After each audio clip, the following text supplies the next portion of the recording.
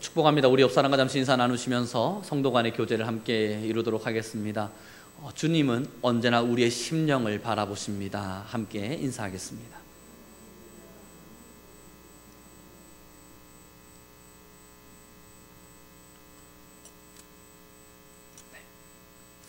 우리의 모습이 아무리 초라해 보여도 우리의 외관이 말입니다. 우리의 외적인 모습이 아무리 강건해 보이고 건강해 보여도 하나님은 그것이 우리에게 있어서는 중요할지 모르나 하나님에게 있어서는 그렇게 중요할 만한 일은 아닙니다. 하나님은 언제나 우리의 심령을 보십니다.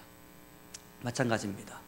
교회의 크기와 작기를 떠나서, 교회가 얼마나 열심히 움직이느냐 움직이지 않느냐를 떠나서, 성도들끼리 얼마나 친하냐 친하지 않느냐의 문제를 떠나서 하나님은 그 교회 안에 심령, 다시 말해서 이 교회를 움직이고 있는 성령의 중심을 보십니다.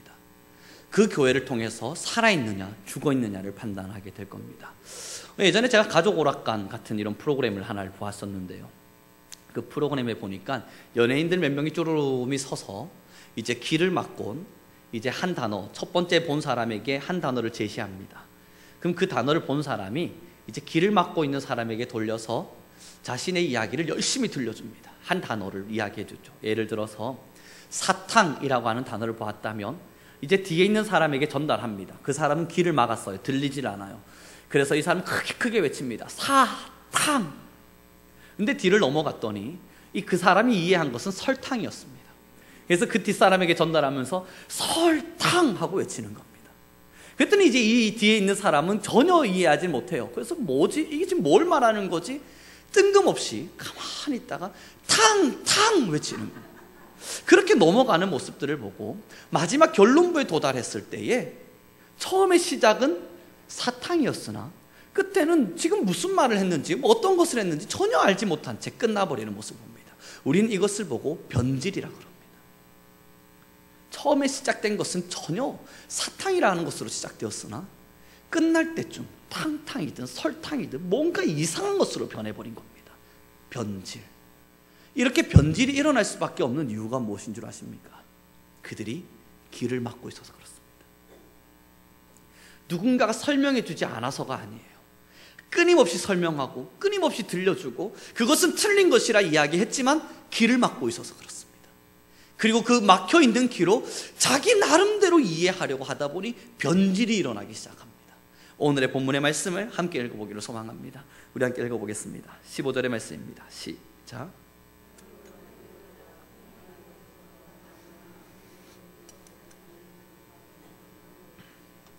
여러분, 이 본문의 말씀이 진짜 신비롭고 어떻게 이럴 수 있지? 라고 깜짝 놀랄 만한 말씀이어야만 합니다. 왜냐하면요, 이 데살로니가 후서가 기록될 당시는 예수님이 돌아가신 이후에 30년 채 지나지 않았을 때입니다.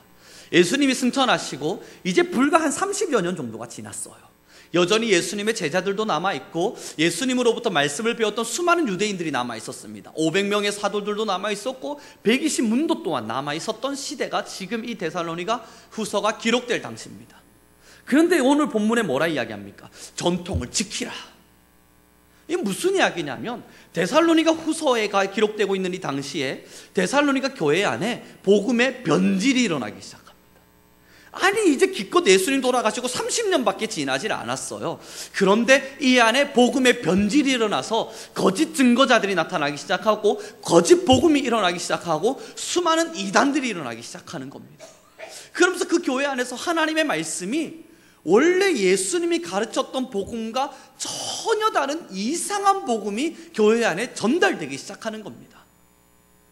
그래서 사도 바울이 글을 쓰면서 아니, 이렇게 빠르게 변질되는 것이 왜 이렇게 빠르게 변질되는 것이냐, 나는 도저히 이해할 수 없다. 갈라디아서에 기록을 했고요, 또한 이 데살로니가 후서의 말씀을 통해서는 믿음에 굳게 서서 어떤 사람이 무슨 말을 하더라도 우리가 전달해 준 것을 굳게 지키고 전통을 지키라. 불과 예수님 돌아가시고 30년 채 지나지 않았음에도 복음이 심각할 정도로 훼손되어져 버렸습니다. 예수 그리스도가 부활하지 않았다는 이야기가 등장했습니다. 뿐만 아니라 예수님이 부활하셨을지라도 우리는 부활하지 못할 것이라는 이야기가 등장했습니다. 뿐만 아니라 예수 그리스도의 십자가의 사랑 말고도 또 다른 것으로도 우리는 승천, 하나님의 선택을 받을 수 있다는 이야기들이 등장하기 시작했습니다. 심지어는 더 지나가서는요, 30년째 지나지 않았던 이 교회 안에 무슨 이야기가 시작되기 시작하냐면 예수 그리스도는 사실 하나님의 아들이 아니었다는 이야기가 등장하기 시작합니다. 천사 중에 한 명이었다. 그래서 교회 안에요, 믿음 안에서 싸움이 일어나기 시작합니다. 야, 우리가 십자가의 보혈만 가지고 정말로 예수 그리스도의 그 피만 가지고 우리가 구원받을 수 있을까? 이 성도들이 의심이 들기 시작하는 거예요. 아닌 것 같은데, 아닌 것 같은데. 왜냐하면 그들에게 있어서는 유대교 전통이라고 하는 제사가 있었어요. 이 제사가 싹 다 사라져버린 겁니다. 뭔가 허전한 거예요. 자기의 이 신앙과 믿음은 날마다 제사하고 유월절을 지키고 절기를 지키고 나와서 심각할 정도로 할례도 받고 많은 일들을 일으켜야만 했는데, 예수님의 피 하나로 구원받는다고 이야기하니까 이 믿음의 사람들, 그때 당시 믿음의 사람들에게도 의심이 들기 시작한 겁니다. 아닌 것 같아. 그러면서 수많은 절기들과 혹은 형태들을 교회 안으로 다시 들고 오기 시작했죠. 사랑하는 우리 성도 여러분, 사실 변화하는 것은 무서운 일이 아닙니다. 변화는 시대에 맞춰서 변화되어져야만 합니다. 문제는 변질되는 겁니다.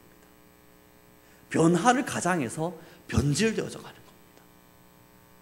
예수님의 복음이면, 우리 예수님만 있으면 우리는 정말로 이 땅 가운데서 구원받을 수 있다라고 이야기했던 그 복음이 변질되어지는 겁니다. 제가 언젠가 청년들하고 이야기를 하다가요, 물론 우리 성민교회 청년들은 아닙니다, 이 시대가 얼마나 복음이 변질되었는가를 심각하게 처절하게 깨달았던 적이 언제였냐면, 우리 청년들이 자주 부르는 찬양 중에 주님이 없으면 나는 살아갈 수가 없습니다라는 찬양이 있어요. 나는 아무것도 살 수가 없는 존재입니다. 그때 한 청년이 제게 와서 물었습니다. 목사님, 이 찬양의 가사가 잘 이해가 안 갑니다. 뭐가? 아니, 예수님이 없으면 살아갈 수 없다 그러는데 이 세상 사람들 보십시오. 예수님 없이도 잘 살아가지 않습니까? 그리고 저도 사실 예수님이 없다고 못 살 것 같지는 않습니다. 이 땅에서 내가 예수님 없으면 죽은 존재와 같다, 그런 것 같지는 않습니다 라고 이야기를 하는 겁니다. 제가 깜짝 놀랐습니다. 이 청년이 그래도 믿음도 있고 기도도 하고 신앙도 괜찮다고 하는 청년이 이런 이야기를 한다는 게 너무너무 놀랐죠. 왜냐하면 이 찬양의 가사의 의미 자체를 전혀 이상하게 이해하고 있는 겁니다. 이 찬양의 가사에서는요, 우리가 예수님이 없으면 죽는 존재다라는 것은 영혼을 이야기한 겁니다. 우리가 이 땅에서 얼마나 잘 먹고 잘 살 수 있느냐를 이야기하고 있는 게 아니라, 우리가 주님이 없으면 우리의 영혼이 죄 가운데서 죽은 존재입니다. 그걸 이야기하고 있는 거예요. 그러므로 예수님이 없으면 우리의 영혼은 살아갈 수가 없습니다. 그 찬양인데, 이 찬양을 부르면서 자신의 육체를 생각하고 있는 거예요. 자신의 삶을 기억하고 있는 거예요. 자신이 이 땅에 살아갈 70년의 인생, 겨우 그거 하나에 이 찬양을 부르고 있었던 겁니다. 제가 깜짝 놀랐습니다. 얘야, 너 복음을 잘못 이해하고 있는 거 아니냐? 이 찬양의 가사를 너무 잘못 이해하고 있는 거 아니냐? 우리가 주님이 없으면 살아갈 수 없다는 이 찬양의 고백은 이 땅에서의 못 산다는 이야기가 아니야. 죄 가운데서 살아날 수 없다는 이야기를 하는 거지. 우리의 영혼이 주님이 없으면 살아갈 수 있는 방법이 없다는 걸 이야기하는 거야. 너 너무 복음을 육체적인 것으로만 이해하고 있구나. 하나님의 말씀을 너무 세상적인 것으로만, 이 땅에 살아갈 내 삶으로만 이해하고 있구나. 사랑하는 우리 성도 여러분, 복음이 얼마나 변질되었는 줄 아십니까? 이 복음이 이 땅 가운데 전달됐을 때는요, 영혼을 살리기 위한 하나님의 위대한 음성이었어요. 우리가 죄 가운데 죽어 있었을 때에 그 죄 가운데 죽어 있는 영혼을 끄집어내다가 죄와 사망에서 살려내셔서 하나님의 선하심 안으로 초대하는 위대한 복음이었습니다. 근데 이 복음이요, 지금의 청년들에게 있어서, 그 청년에게 있어서는 그냥 이 땅에서 내가 무엇을 먹고 마시는지의 문제로만 전락해버린 거예요. 복음. 문제는 데살로니가 교회에도 그런 복음의 훼손이 있었습니다. 복음이 변질되어 버렸습니다. 중요한 건 자기가 변질됐다는 걸 몰라요. 길을 막고 있으니까, 들리지가 않으니까, 자기가 보고 싶은 대로 보고 듣고 싶은 대로 듣고 믿고 싶은 대로 믿으니까. 이들이 누군 줄 아십니까? 이스라엘 민족들이었습니다. 예루살렘 성전을 지어놓고는요, 그곳에 예루살렘 성전과 또한 많은 절기들을 지킬 수 있을 만한 형태들을 만들어 놓고 여기서 예배하라, 여기서 예배하라를 외쳤습니다. 그런데 주님 오셔서는요, 그 성전을 다 무너뜨리시면서 하신 이야기가 여기가 왜 강도의 소굴이 되었냐는 겁니다. 복음이 사라졌기 때문이에요. 진짜가 사라졌기 때문이에요. 유대인들이 자기가 믿고 싶은 대로 믿었어요. 자기가 보고 싶은 대로 보았어요. 하나님을 자기가 그리고 싶은 대로 그렸어요. 그리고 이가 하나님이라 외쳐버렸습니다. 그리고 하나님께서 이사야서를 통해서 말씀하시잖아요. 나는 너희의 절기를 싫어하고 나는 너희의 기도를 듣기를 증오한다고요. 이제 그 짐이 내게 너무너무 무겁다, 주님이 직접 말씀하십니다. 사랑하는 우리 성도 성도 여러분, 우리에게 있어서 복음이란 무엇입니까? 우리에게 있어서 정말로 지켜야 될 전통이라고 하는 것이 무엇입니까? 우리의 영혼을 살리신 십자가의 사랑입니다. 이것은 변해서는 안 돼요. 우리가 믿음을 시작한 이유가 무엇입니까? 이 영혼을 살리기 위해서였습니다. 지금 우리가 믿음을 지키고 있는 이유는 무엇입니까? 내 영혼을 살리기 위해서입니다. 끝까지 우리가 믿음을 지켜야 가야 할 이유가 또한 무엇입니까? 우리의 영혼을 살리기 위해서입니다. 이 영혼을 살리기 위해서라면 어떠한 것이라도 포기할 수 있는 것, 이것이 우리의 믿음의 길입니다. 이 영혼을 살리는 길이라면, 이 영혼을 위한 길이라면 무엇이든지 내려놓고 갈 수 있는 길, 이것이 영혼의 길입니다. 언젠가 제가 이 교회에 와서 기도를 막 하는데 너무 감사한 건 예전에 설교를 통해서 함께 나눈 바와 같이 제 사무실이 여기 옆에 있잖아요. 그러다 보니까 왔다 갔다 하면서 성전을 늘 지나가니까 정말 감사해요. 그냥 지나칠 수는 없어요. 성전을 보고 그냥 지나치면 목회자로서 이게 양심이 계속 찔립니다. 특히 요즘은 십자가의 불도 제가 끄지 말아달라고 부탁을 했고 계속 켜놓고 있다 보니까 이 지나갈 때마다 주님의 오라 부르심이 들려요. 오라, 오라, 방황치 말고 오라. 그래서 제가 이 사무실을 지나갈 때마다 이상한 양심의 찔림 때문에 이 성전에 와서 기도할 수밖에 없습니다. 사무실 앉기 전에 기도는 하고 앉아야지 싶어서 말입니다. 그래서 사무실 여기 있는 게 너무너무 감사해요. 그래서 제가 요즘 하나님께 또 다른 기도 제목을 가지고 기도하고 있습니다. 하나님, 만약 제가 사무실을 다시 하나를 가지게 된다면, 그래서 서재가 있어서 뭔가 연구해야 될 공간이 생긴다면 강대상기가 가장 좋겠습니다. 거기는 죽었다 깨어나도 죄지을 수 없는 공간이니까. 무조건 여기를 지나가려면 기도하지 않고선 지나갈 수가 없는 공간이니까. 그리고 그 강대상 뒤에 앉아서 뭐 하겠습니까? 이 옆에 강대상을 두고 죄지을 수 없잖아요. 나의 영혼을 지킬 수 있는, 저의 목회의 영혼을 지킬 수 있는 가장 좋은 자리가 이 자리겠구나, 그 생각을 한 겁니다. 그러면서 제가 떠올랐어요. 옛날 우리 한국교회 많은 목사님들이 왜 강대상 뒤에 사무실을 뒀는지 이제서야 알겠다. 자리가 없어서도 아니고 위치가 없어서도 아니고 돈이 없어서도 아니다. 자신의 영혼을 지키고 싶었어요. 편한 게 아니에요. 육체의 편리함과 편의함 혹은 육체적인 생각, 삶의 이 뭔가의 모습을 기억하고 있는 게 아니에요. 영혼을 지키고 싶었습니다.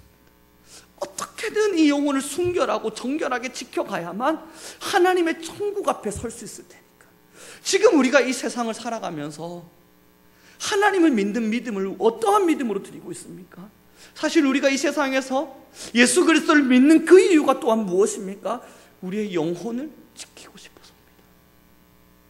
죽기까지, 하나님이 부르시는 그때까지, 하나님이 우리를 보고 다시금 천국으로 오라 명하시는 그때까지 이 영혼이 죄 가운데서 끊임없이 살아있기를 원하는 거죠.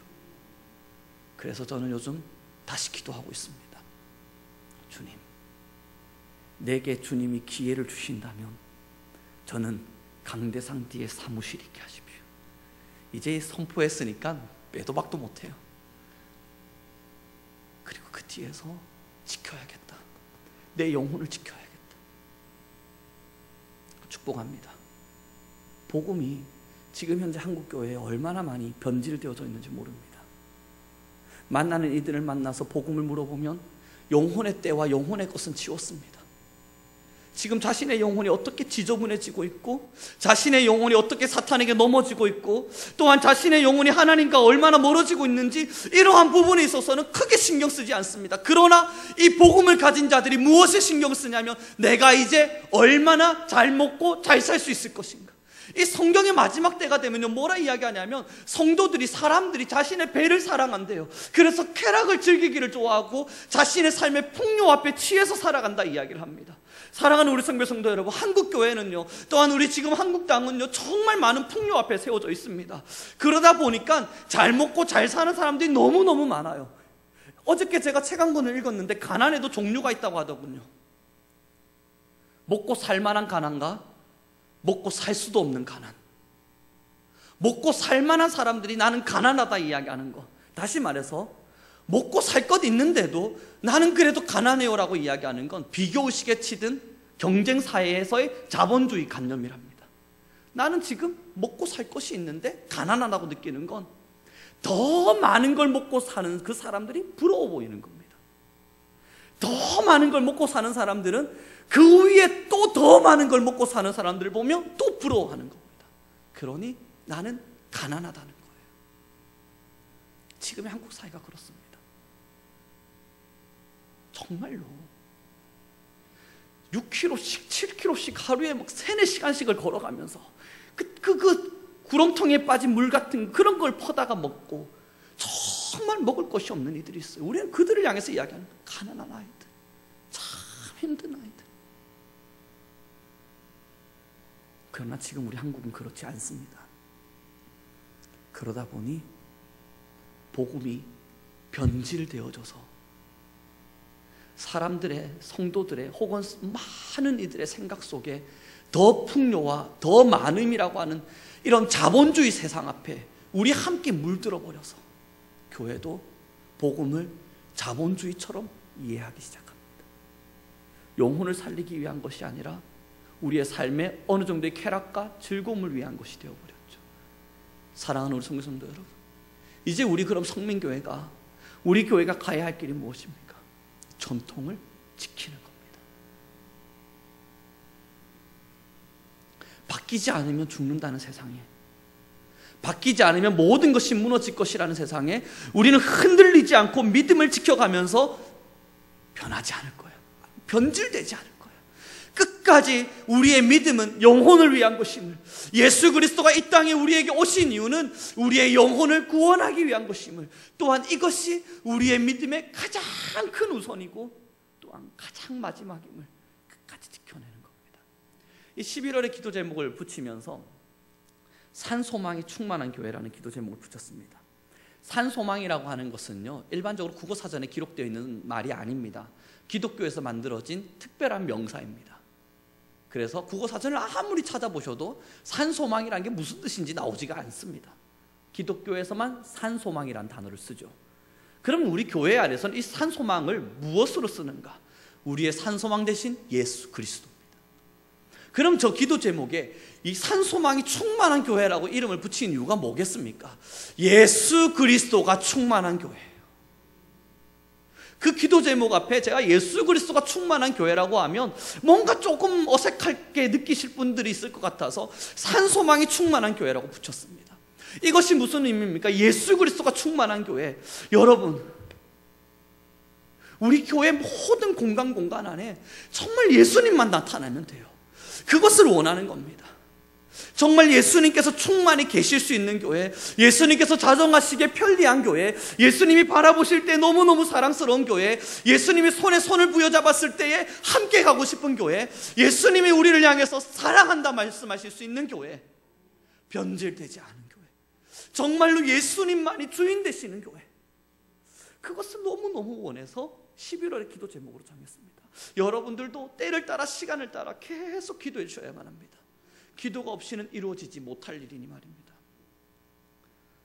오늘의 본문의 말씀을 다시 한번 읽어보시죠. 15절의 말씀에 함께 읽도록 하겠습니다. 시작.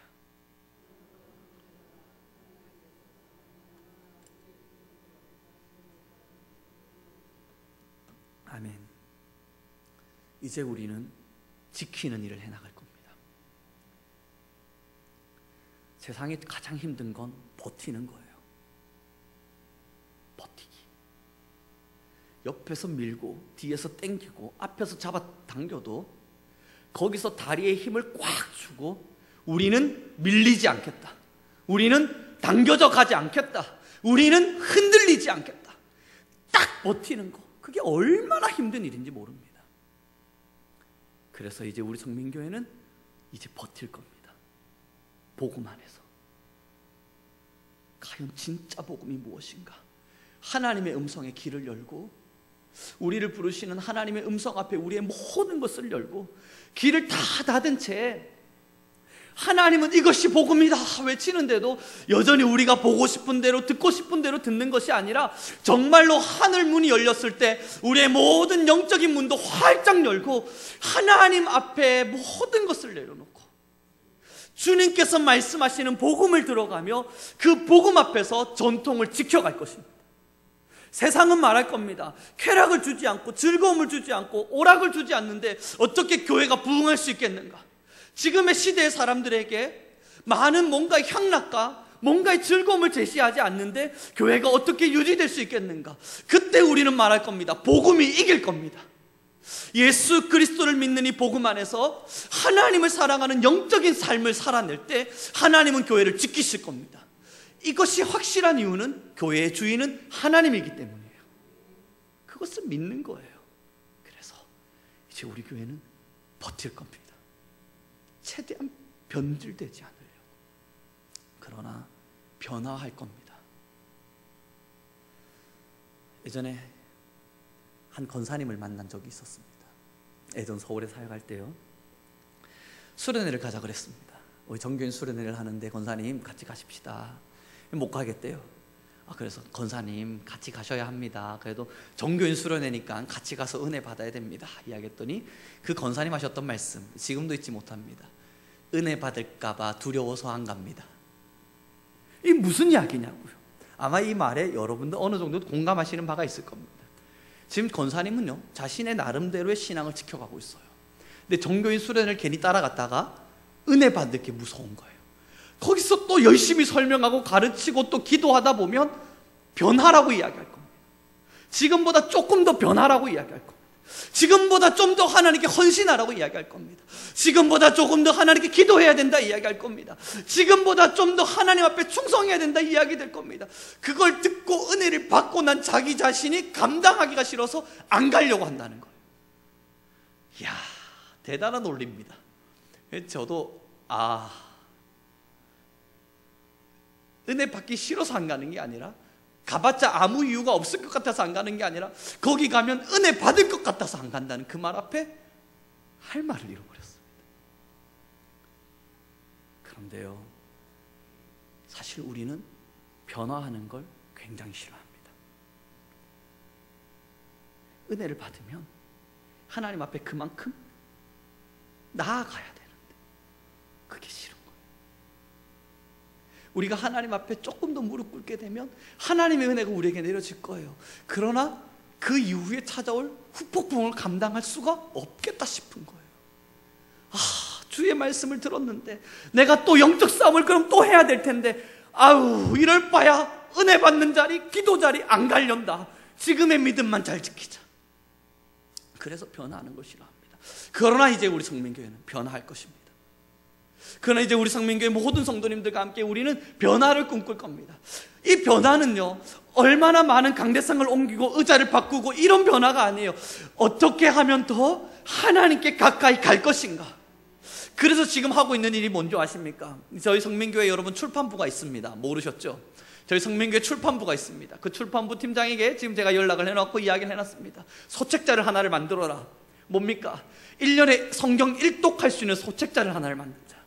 그래서 1년에 1독 하루하루씩 체크할 수 있는 그 성경 읽기표를 만들고 하루에 1시간 기도 운동을 해야 되는 확인표를 만들어라. 그 소책자에 탁 붙여서 성경책에 꼽아놓고 성경책을 펼칠 때마다 그 소책자가 보일 때 양심의 찔림을 느끼고 때로는 자신이 그 1년에 1독 성경을 하고 하루에 1시간의 기도를 헌신해야겠다는 각오와 결단 속에 하나님께 자신을 좀 더 드리는 것을 변화하기를 시도하자. 아마 12월 첫째 주 배포될 겁니다. 1년에 1독, 하루에 1시간의 기도. 작은 변화예요. 하루에 성경 3장이면 10분입니다. 이 작은 변화, 그렇게 하나님께로 조금씩 더 나아가려고 하는 이 변화는 우리를 하나님 앞으로 초대할 겁니다. 그렇게 교회를 하나님의 복음으로 정말로 산소망 예수 그리스도로 우리 교회를 충만하게 채워줄 겁니다. 그때 느끼는 하나님을 우리는 변질시키지 않기 위해서 두 다리에 힘을 주고 단단히 버텨야만 합니다. 사랑하는 성도 여러분, 이제 앞으로 다가올 변화 앞에 우리를 드리기를 두려워하지 맙시다. 하루에 성경 3장씩 읽었다간 내가 얼마만큼 또 하나님께 헌신해야 될 것인가, 그것을 무서워하지 맙시다. 하루에 1시간씩 기도했다간 내 안에 또 얼마나 많은 성령의 충만함이 나를 요동케 할 것인가, 그것을 무서워하지 맙시다. 그 시간만큼이 여러분들의 영혼을 지킬 수 있는 유일한 길이에요. 그렇게 우리는 영혼을 지키기 위해서 신앙생활을 하고 있고, 그렇게 영혼을 지키는 것이 신앙의 유일한 목적입니다. 그렇게 영혼을 지켜야만 저 천성의 문이, 하늘의 문이 우리에게 열리는 겁니다. 걱정하지 마십시오. 우리 함께 손에 손을 부여잡으면, 그런 변화를 서로 격려하고 독려하다 보면 해낼 수 있습니다. 또 그 변화는 작은 변화겠지만 또 다른 변화를 만들고 또 다른 변화를 만들어서 우리 교회 위에 오직 예수님만 살아 넘치게 해줄 겁니다. 그래서 저도 약속한 바와 같이 하루에 3시간의 기도를 지금까지는 잘 지켜가고 있습니다. 힘들어 죽겠습니다. 이 영적 싸움 엄청납니다. 근데 사실 이 작은 변화를 주고 나니까 제 안에 또 다른 기쁨이 있습니다. 오늘도 싸워야 할 테고 내일도 싸우는 시간이 되겠지만, 그러나 그 변화를 이기고 나면 제 안에 또 다른 기쁨이 찾아옵니다. 우리 성민교회 그렇게 함께 변화하는 교회가 됩시다. 그러나 변질되지는 맙시다. 말씀을 마무리 짓도록 하겠습니다. 출판부에서 그걸 만들어내느라 지금 머리를 쥐어짜고 있습니다. 제가 월요일날 학교에 강의를 마치고 이제 숙소에서 잠시 쉬고 있는데 10시에 계속 카톡이 오는 거예요. 이렇게 하면 되겠습니까? 아니다. 이렇게 하면 되겠습니까? 아니다. 이렇게 하면 되겠습니까? 아니다. 계속 연락하고 전화하고 월요일날 저랑 가장 많이 통화했습니다. 굉장히 멋진 작품이 나올 겁니다. 그 작품을 만들기 위해선 누군가의 희생이 있었고, 또한 많은 나름의 노력과 땀이 있었습니다. 이제 우리는 그 노력과 땀에 반응해야 합니다. 우리도 그래, 이걸 만드느라 수고한 자를 위해서라도 드리자. 그렇게 드리고 우리가 함께 변화할 때 우리 성민교회 산소망이 충만한 교회가 될 것입니다. 기도하겠습니다.